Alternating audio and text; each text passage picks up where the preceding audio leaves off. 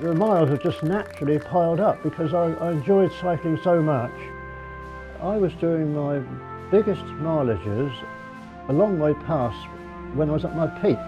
So even when I was in my 60s and 70s, I was doing my highest mileages in a year then.